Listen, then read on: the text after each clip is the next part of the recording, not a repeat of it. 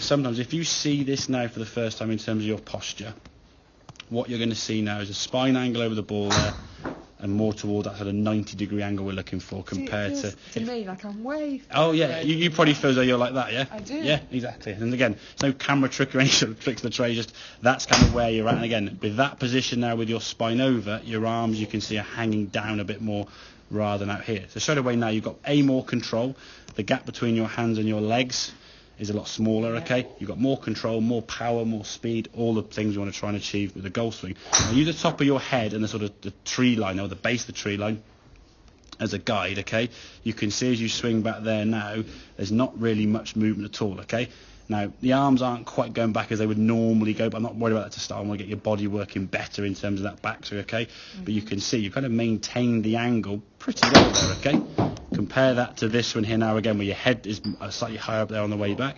As you go back, you can see the sort of standing up. You rise up. Now, if you rise up here, your head now is going to drop below the base of the tree line as you come down. Now, if you time that well as you do in this case, okay, you get a lovely golf shot. But it just took a lot of getting used to, and then when we change the length of that club in your hands, you missed the ball. Then you missed it again, then you clip the top of it, and then you get a good shot. What we want to try and do is get yourself in a position where whichever club you have in your hands, you just set yourself over the ball, you turn your shoulders, and the ball just gets in the way of a swing, okay? In terms of what I say about the arms, though, look at the arms on the way back here. That looks more natural to me there with your left arm there. Yeah. This arm looks a bit collapsed and a bit bent. Whether because you feel kind of so over the ball here now, it's like I can't move my arms properly, but sometimes seeing how your body position is to start with, I think that will help you. Okay, well, I'm actually not as far over the ball as I thought I was. I can make a reasonable move there. Now from there, you stopped a little bit there, that's okay. As we come back down there now, your head you can see is not really dropping that much, okay? Your arms are coming back in a little bit closer to the body, but again, nice strike of the golf club there on the golf ball there now, twisting through, and the ball then going down the range there, I think about 100 yards or so as we said. But it's trying to get yourself in a position whereby your spine angle that you create here is going to maintain that, and we sort of just open the door, close the door, open the door, close the door. And if the arms hang down from the shoulders here, whether you've got the driver or the 6-iron you've been using or a shorter club, you make the same swing and the clubs will come back to their respective spots. Whereas with the driver, you were happy being up here, it's a longer club, I've got space, I can stand up now. But when the club got shorter, and the 6-iron you were using there is by no means the shortest club. I mean, you've got clubs in the bag that would be probably 3 or 4 inches shorter than that. Well, if you're just catching the top of the ball with that 6-iron there, you're missing it by almost half a foot. So, and that's why I say, what a lot of people will find is when they go to a driving range, what you would do is if you had a few clubs just to give and to have a whack with, you would fall in love with that club. And this is great.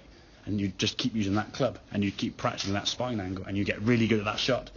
And then when you're on the golf course and you've got to play off the ground with different clubs, you'd be all over the place. You know, I can't find the ball. Where's the ball? It's too short. And you'd be quite restricted there to where you potentially get to, okay? As I said, as much as that feels strange, it doesn't look as strange as it probably feels for starters. And I think if you can practice that move that we discussed up against the wall there, so get yourself in your golfing posture and then shuffle into the wall. There should be no pressure on your neck or back or anything at all. So don't sort of lean into the wall and sort of brace yourself. Find your posture and sort of shuffle in so you get comfortable. And then from there, once you're set up, you're going to rotate around that red line, as you can see. The camera's bobbing a little bit, unfortunately, but you can see your head staying pretty stable there as you swing back. So you're maintaining that spine angle. From there now, the question is maintain as you come back down to the golf ball. Good strike and twist through. Okay? So it's going to take a little bit of practice with that, but the beauty of that exercise there, you can do that literally in the comfort of your own home, and it's going to just, after a while, you start feeling how that motion should work without any sort of negative feedback from mishits and the ball going there, and you sort of adjust it into every single bad shot. Okay? Yeah. Make sense? Yeah. Good stuff. Right.